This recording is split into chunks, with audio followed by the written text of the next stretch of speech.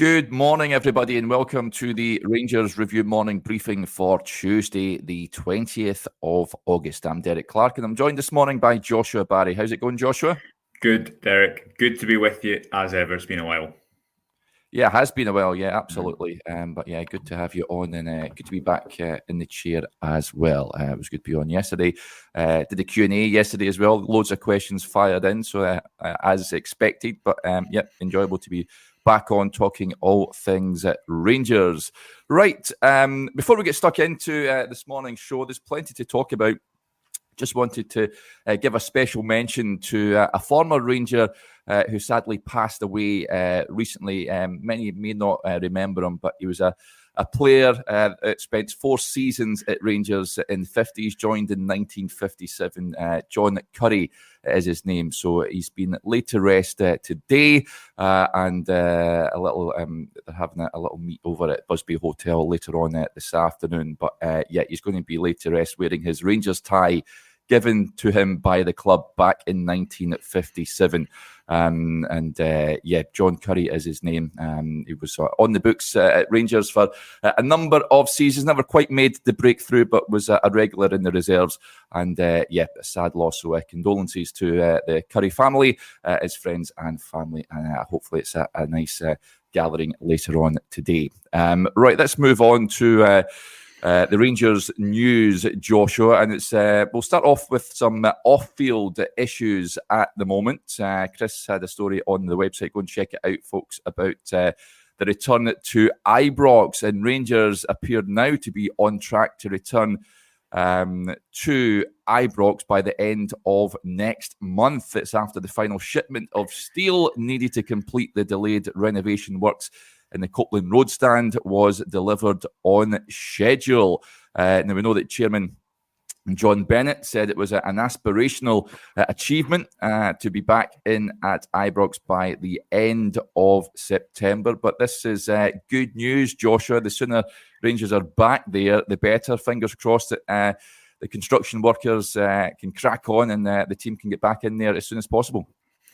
Yeah, I think playing at Hampden was always going to be an underwhelming experience for Rangers compared to playing at Ibrox, and obviously I think it's had its challenges, and I don't think people will nearly have enjoyed it as much. So obviously it was always going to be the sooner that they could get back into Ibrox, the better. When John Bennett spoke about this, he caveated a lot, and you could, I think, see in his expression that he wanted to say definitively when Rangers would be back at Ibrox. And I believe he called, as you said there, Derek, the end of September, an aspirational target. That all depended very much on when the shipments would arrive, why Rangers got into this mess in the first place, not having the steel that is required to finish the works they've started in the Copeland stand. But as you say, that has arrived yesterday, as we have on the website. And listen, Rangers need a bit of positivity. They need a bit of positivity on the park and off the park. And if they can start to work towards that date at the end of September, where it's not miles away, it's a month away, there's only a couple more trips then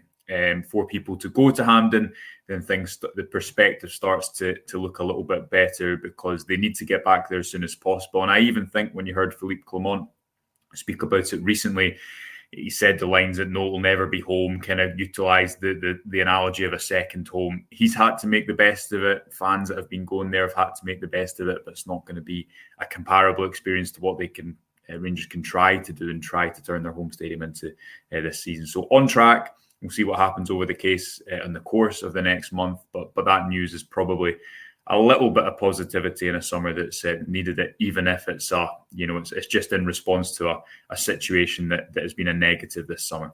Yeah, what's it been like at Hampden, Joshua? I know that they've tried to Rangers it as much as they possibly could, but it's not the same, is it?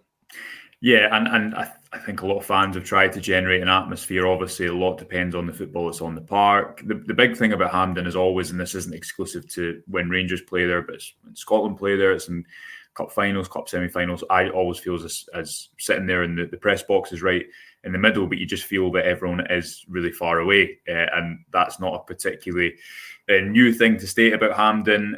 As mentioned, I think people have tried to generate an atmosphere. It's a bit of a weird experience because you go there and you're used to going there watching Rangers when it is a semi-final, a final. But yeah, it just feels a bit incomplete, I would say, and kind of out of the ordinary. It was strange, especially that first home game against Motherwell when Ibrox was really when Hampden was really full. But it was a strange experience going there for a league match. So I don't think it's I don't think it's a number of games that people will look back on really fondly. And you think back to that Dynamo Kyiv game. I know it's a different opponent, but I remember in European qualifiers a few years ago, when I think it was John Lundstrom got sent off against Alishkert. Rangers had 10 men. It was only the first leg, but they managed to kind of rally, and I think Morelos scored the goal, ended up 1-0. When Rangers went to 10 men against Kyiv, there was a bit of a siege mentality for a bit, and Rangers were on top for maybe, I would say, 5-10 minutes after the red card. And you just felt if that was an Ibrox, would it have given you an extra edge that can become cliche, but anyone who's been at these European nights over the past number of years will have seen the evidence of it. So I think the sooner the Rangers can get back to Ibrox, the better, and hopefully it gives them a little bit of a lift that I think their performances probably need.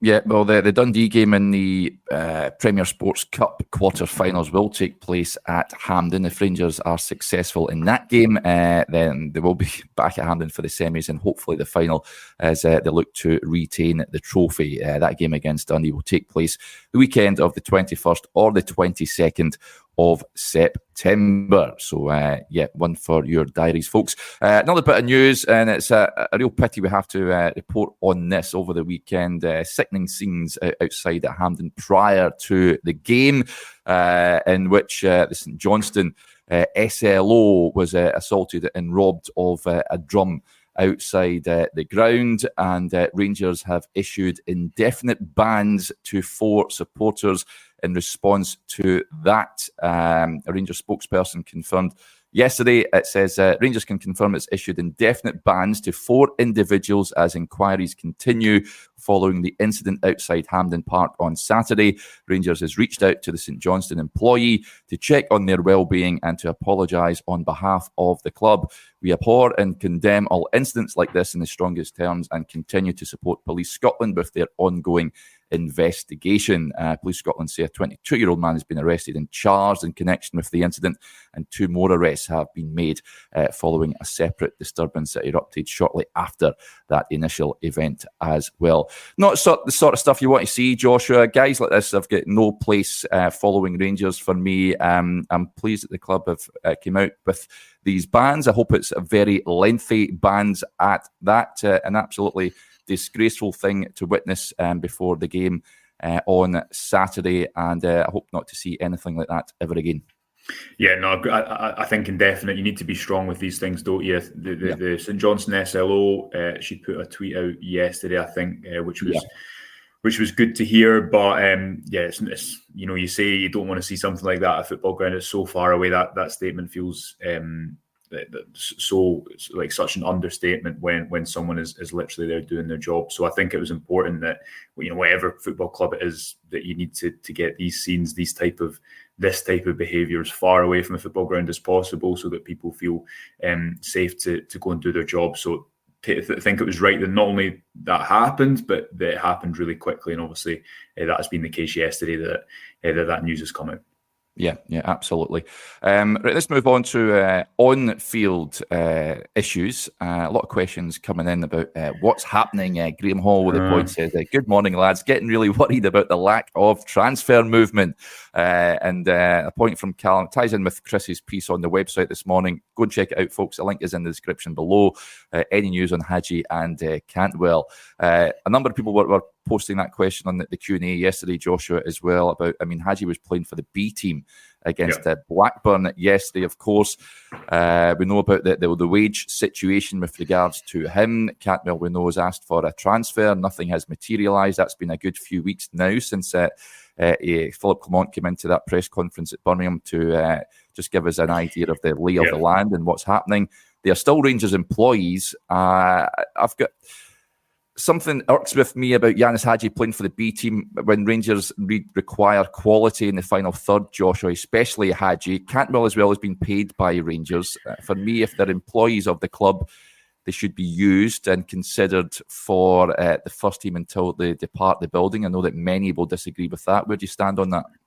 Yeah, well, I think overall, first and foremost, Rangers would have expected one of two things to happen by this point in the window. So, how many players? They've signed 7 new players this window. I think you've had Cortez with the loan and the obligation to buy. That money won't be spent now. The bulk of that money will be spent next summer. Mohamed Diomande, the money paid for his transfer, about 4.5 million, that was paid at the start of this summer as well. So we'll include him in this conversation. 9 players is quite a lot in a normal transfer window when you've had a major championships. 9 players is not a lot when you're in the situation that Rangers have been in, and when the length and the level of movement expected in terms of outgoings, that has been kind of set before going into the summer, isn't it? But I think Rangers would have expected one of two things to happen. Either they'd have reached the Champions League playoff stage, which they've obviously done in all bar one of the past 3 to 4 seasons, I think, which is when they got put out by Malmo.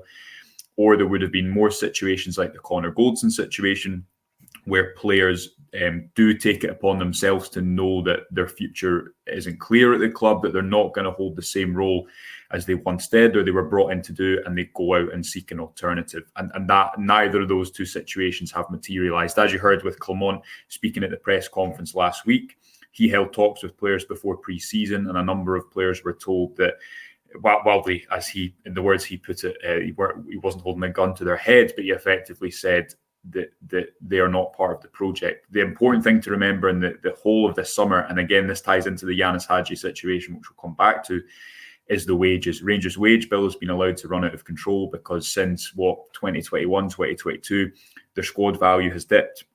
They haven't been able to sell players, but the wages have bumped up after Champions League qualification and other bonuses.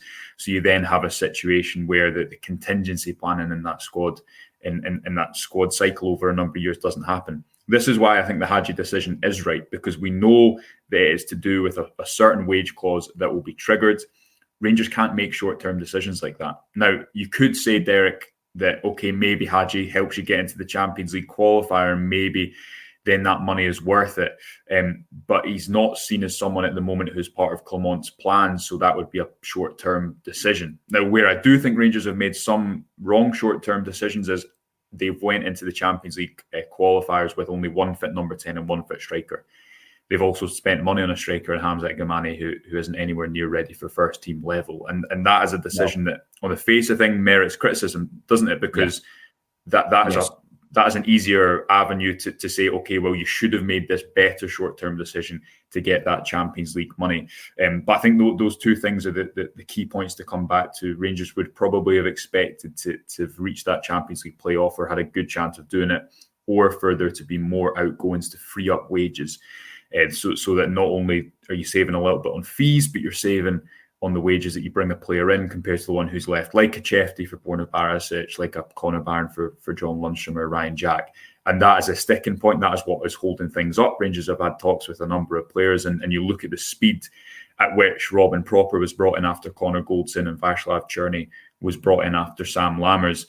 It is about trying to free up those wages over the remaining 11 to 12 days of the window, because as I'm sure what a lot of comments are saying at the moment, and where I think they're absolutely spot on, is this Rangers squad in a stronger position right now than it was at the end of last season?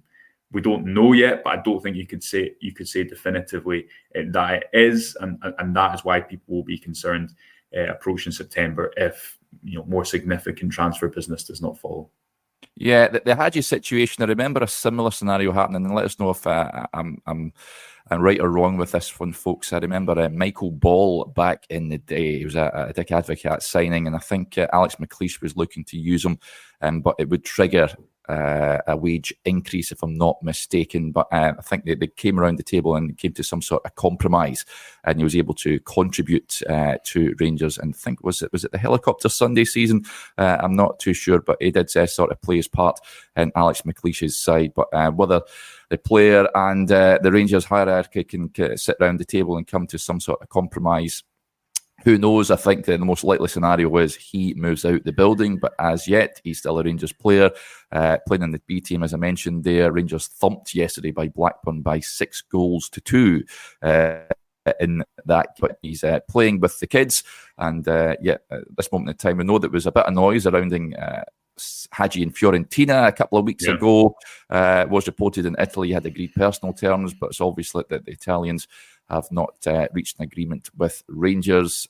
Links, of course, he's always been linked with a move to his father's former club, Galatasaray, but nothing's really emanating from Turkey around regards to Hagi, but maybe that might heat up as the days trickle by. But it's a very unfortunate situation at this moment in time. On Cantwell, James with a point says, Cantwell should never ever play for our club again. He's so unprofessional. This is not the first club he's done this, and it won't be the last. How confident are you that he moves on before the window shuts, Joshua?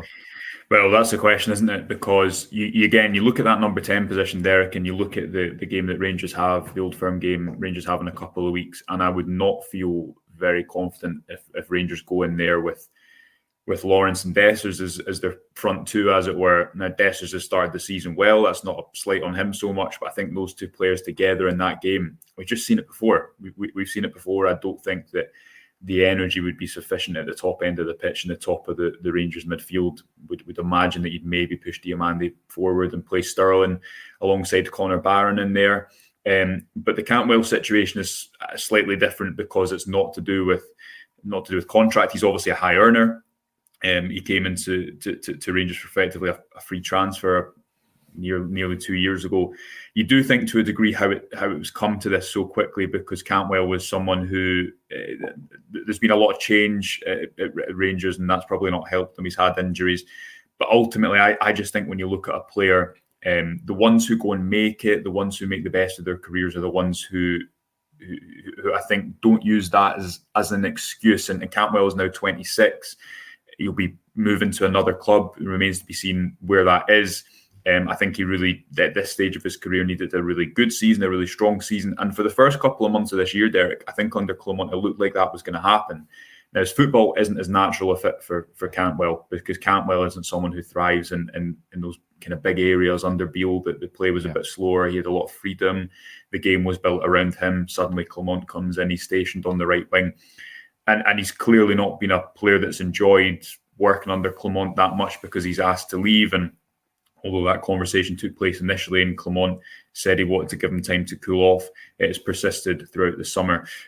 So it obviously remains to be seen where he's going to go, but you can't have Rangers cannot afford to have a situation where you have someone who is earning as much comparatively to the rest of the squad as Todd Cantwell, not involved in the team if he doesn't go. I think Rangers do still expect to be able to get him off the wage bill before the end of the transfer window. These things often drag out, especially when the buying club, as it were, they're in a strong negotiating position, because it's not as if Rangers will say, okay, if you don't buy him, don't worry, we'll put him back into the squad. Maybe in an extreme circumstance that could happen, but I think it's very, very unlikely, given that Clement has so publicly come out and said that. So I don't know what you think. It looks like there is only one outcome to this, and that number 10 position in particular. I know Diamande can play higher up the pitch, but Rangers need options in there, and they need to get Hagi and Cantwell out the door so that they can bring in not only quality behind Tom Lawrence, but I think a starting player in that position. Yeah, I get that he wants to leave the club, but Rangers are still paying his wages, and he's paid handsomely. So it doesn't sit right with me that he can just sit there and idle and not feature and not be part of selection. And I know that Clement said that he can't hold a gun to players' heads and things like that, but these are, at the end of the day, these are players that can improve that Rangers first team at this moment in time. It is struggling in the final third, and it's a situation that is not desirable. So I would like to see movement with regards to that soon, and I know that a lot of supporters agree. Also, Rangers very light for me in the forward areas. Just on Cantwell, Denzel with a point says Cantwell will be really hard to jettison. This has been said. He's done this before. Generally, he's a member of the awkward squad while in place. Needs to grow up. Whether Rangers can move him on, who knows? A number of players have been mentioned in the comments that Rangers should be looking at in the forward areas. Now, one is a player that was linked when Gerrard was boss, Joshua, and that is Kevin Nisbet. Drew and many others saying, should Clement not be going after Kevin Nisbet? He's available, scored for fun up here. Now, he's at Millwall at this moment in time. By all accounts, Aberdeen have been credited with an interest in him after cashing in on Bojan Miovski, who joined Girona over in Spain. They are keen to sign him. He's 27 now, Kevin Nisbet. Scored 5 goals in the English Championship last season in 19 appearances. Kevin Nisbet. Rangers aren't going to. I don't think that Rangers. If you look at the profile look at the average age of players they've signed this season, if they've got a 29-year-old striker in Dessers and a 26 in Danilo, I don't think they're going to go and sign a 27-year-old. No. Again, the Hamza Igamani signing, that is one area. Hamza Igamani might go on and be really good for Rangers. I don't know. I've watched a little bit of him. I can't pretend to have real serious judgments about it. I believe there was excitement behind the scenes and in terms of the player, that the price that he was brought in for, and the feeling that he's a player with a lot of potential that when harnessed correctly. This is again an example of Rangers going into an under-tapped market, getting a young player much like Chefty, and then potentially selling him on for a bigger fee down the line. In the short term, it doesn't look like a good decision purely because Rangers went into those 2 Champions League qualifiers not trusting Danilo enough to bring him off the bench. Now, we obviously saw him in the first half against St Johnstone. I like Danilo as a player. I still think he can be a really productive player for Rangers, and that's why Clement picked him when he first came into the club.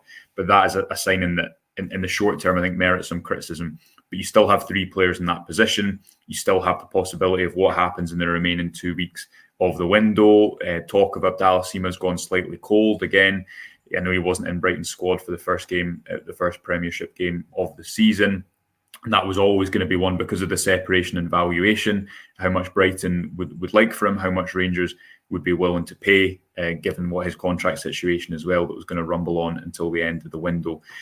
Where I think is the priority position at the moment is that number 10 position, the central midfield, and the left back, left wing position. Clement obviously said that the left back position is not a priority. I think the small bit of context around that is that, and I know there's been links to defender in Italy, is that perhaps if Rangers could get a defender there, then you could see Chefty as being an option higher up the pitch, because they do need cover in that left wing position at the moment, especially with Oscar Cortez's injury. Rabbi Matondo is someone who would be allowed to leave for the right price. Actually, it was quite good at the weekend, but again, it remains to be seen if the right price materialises and someone will be able to match the money that he is on at Rangers. So a lot of moving parts, but that left back, left wing situation is probably one to keep an eye on, because we do know that Chefty is flexible and can operate in either one of those positions, as can Robbie Fraser, because we've seen him come on at the left wing more than he's come on at left back under Clement in recent times. Yeah, I'd like to see Robbie Fraser getting a run in the team. I've got to admit, with Chefty playing further up the pitch. And on that link to the Salernitana left back, Domagoj Bradaric, the Croatian, is interesting. I don't think it's an area. I think there's other pressing areas, like you say, Joshua. But with Ridvan out injured again, he's injury prone. Let's be honest. We can't rely on him. I think maybe the Clement is looking at that, thinking maybe we need to get one more robust in at left back. And Rangers can't sell Ridvan at this moment in time, but they simply cannot rely on him.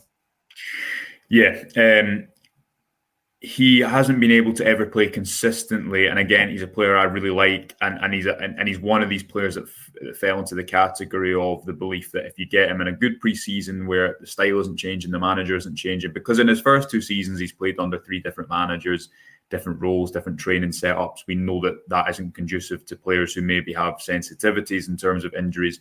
That's not conducive to them becoming fully fit and being able to play week in, week out. And it did look like Rangers believed that Ridvan was going to be able to play week in, week out, because he started every one of those 4 games and he didn't come off towards the end of them. And we hadn't seen that towards the tail end of last season. Clement hasn't given much information away on his injury, but certainly you look at 4 to 6 weeks, it's probably going to be longer than that until he gets up and ready for the first team. It's a bit of a calculated gamble they've taken with Ridvan, and he wasn't a player who had, he hadn't had surgery on his hamstring or anything before he came to Ibrox. There was that emphasis of building him up, because when he came to Ibrox, he was pretty slight compared to, I think, the last couple of seasons where he has put on more muscle mass. But again, it's this persistent issue of Rangers trying to build players up to be able to play at the intensity Clement wants. But then if those players break down, you kind of go back to the start, don't you? And the left back situation is a tricky area just now, because Oscar Cortez is also coming back from that injury. He's also not been able to put in consistent minutes. Now, Clement might say you've had 2 freak injuries within the space of this year, which is maybe true, but still, can you rely on him to then go and start 30, 40 games between now and the end of the season? So I'd say that left-sided position, the good thing is you have the versatility of Robbie Fraser and Chefty. That left-sided position, I think, whether it be left back, left midfield, does need more depth over on that side, not least because Fraser and Chefty are young players. Matondo, again, he's someone who's been inconsistent in his availability and his performances. He has that persistent knee issue, which has troubled him for a lot of his career. That and that number 10 position, Derek, is the area that I think Rangers really need strengthened in. Still think we need another centre-back as well. You could make this argument across a lot of areas of the pitch. Yeah. And again, it's dependent on those outgoings as to how busy they are between now and next Friday night. Yeah, just on Igaman, I was on holiday when the manager was discussing him in his press conference last week, but I thought I seen this point where he said that Igaman is doing parts of the training now and showing interesting things with the ball, which I thought was, interesting for a manager to say about a player. Wonder what those interesting things are, but there seems to be a degree of mystery surrounding Hamza at this moment in time. Until we see him in the flesh, then we are just going to be asking questions about why Rangers have spent a sizable chunk of cash on this player and we have not yet seen him. We have seen the YouTube clips, but it's no use right now. Whether we see him at the weekend, I would doubt it. He's not been part of a matchday squad yet, has he? So I don't know what the situation is with regards to that at this moment in time. But Rangers are light up top. We discussed on the show, I think, was it yesterday, about Cyriel Dessers, and if an offer was to come in, would you sell or would you be keeping Cyriel? Cyriel Dessers, for me, is unsellable at this moment in time, Joshua, unless Rangers have a ready-made replacement. You can guarantee you goals as soon as he arrives at the club. Yeah, you're absolutely right. And again, this ties into the conversation of not signing a striker who's ready now and more one for the future at the start of this window when you know where Danilo is in terms of his recovery, Derek. Because Dessers, on the face of things, we know what he is, we know what he isn't. I still think he's improving in a Rangers shirt. Scored 22 goals last season. Would expect him to get more than that this season. Part of the issue for me, and we're maybe repeating ourselves here, part of the issue for me is that he's been relied upon so heavily, and therefore he's almost fallen into that trap of being one of the players who has to carry a lot of the responsibility because others around him don't, or because others around him are inconsistent in their availability. He's 29 years old. Rangers wanted to recoup the fee that they paid for him if they were to sell him this summer, and there was interest from Europe and Saudi Arabia as well. The difficulty is, though, if you were to sell him today, and again, you've got that Old Firm game coming up in less than 2 weeks, who is ready to play there? So you do need a ready now signing to come in. Now, that can happen. I was watching the Tottenham game last night. They signed Solanke a few days ago, and he started for them up top.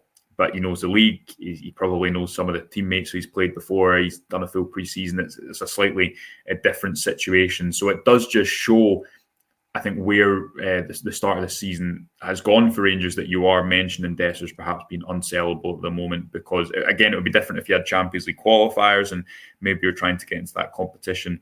That isn't the case at the moment. He's also 29. And his value is only going to decrease from here. But you know what you're going to get from him over the course of the season. I'm totally confident if Dessers is to stay. He has 20 plus goals this season, Joshua. Easy. Yeah, he does.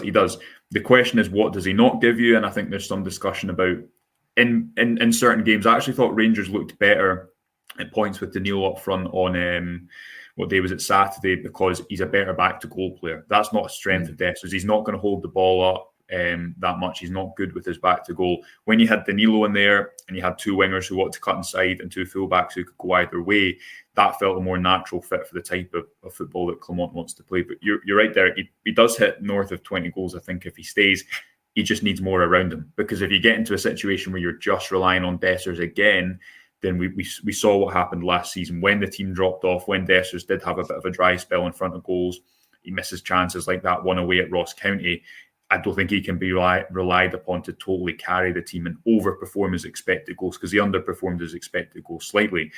But if he does stay over the course of a domestic season, you know that he is going to score, because he's done that really consistently. Whether it be another player on the wing, whether it be quality in the number 10 position, as Danilo continues to get back to full fitness, and he could play a big part this season. When he does get there, you just need more quality around him. So I don't think so that Dessers is not one who's kind of shouldering all that responsibility. Yep, agreed. Right, that'll do us there, folks. Before we finish up, big thank you to, as well as the YouTube channel, of course, we've got the website, and we had the flash sale on, which ended at midnight last night, and record numbers of you signing up to the website. So thank you to each and every one of you for doing just that. And hopefully you enjoy the content over on the site. Joshua, you want to jump in there? Yes. So I was just going to say, we've got a new, as people, attentive watchers of the YouTube channel will know, Derek, we've got a few new shows that have been kicking off, which are live first to our members before they go live to the general audience. So if you want to get these type of videos earlier, then do become a YouTube member as well.